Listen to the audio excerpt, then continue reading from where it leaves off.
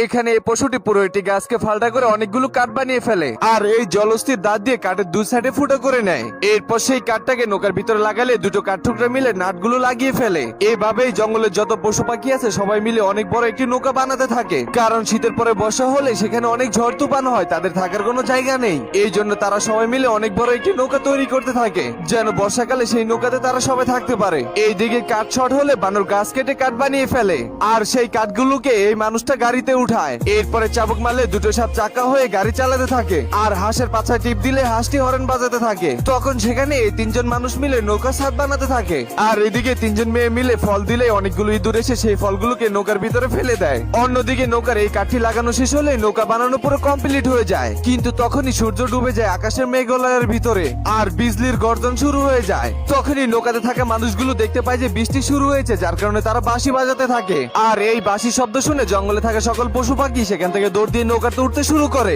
আর এই মানুষটা দাঁড়িয়ে দেখতেছিল যারা নৌকাতে উঠতেছে সবাই ঠিক আছে কিনা। এইভাবেই ধীরে ধীরে বাগানের যত পশু পাখি আছে সবাই নৌকাতে উঠতে থাকে। অন্যদিকে মহিলাটা চেক করতেছে বাগানের টিকটিকি, মাকড়সা ও মৌমাছি ইত্যাদি সবাই ঠিক মতো নৌকাতে উঠতে পারতেছে কিনা।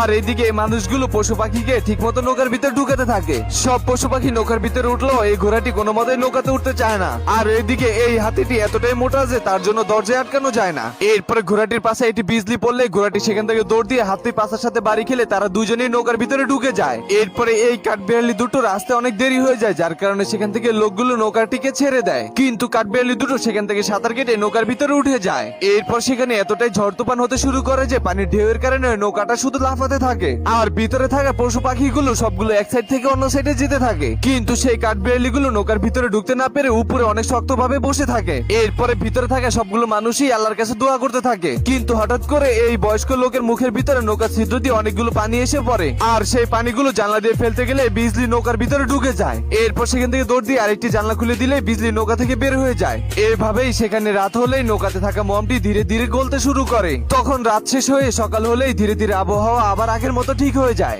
যার কারণে সূর্য একা একা হাসতে থাকে। কিছুক্ষণ পরেই সকল পশু পাখি নৌকা থেকে বের হয়ে দেখলেই তারা খুশিতে নাচতে শুরু করে। এরপরে নৌকা থেকে সিঁড়ি ফেললেই সেই কাঠবিড়ালি গুলো সবার আগে নেমে যায় আর সব পশু পাখি নৌকা থেকে আস্তে আস্তে নামতে থাকে। তো বন্ধুরা, আজকের পশু পাখির গল্পটি কেমন ছিল তা কমেন্ট করে জানিয়ে দিন।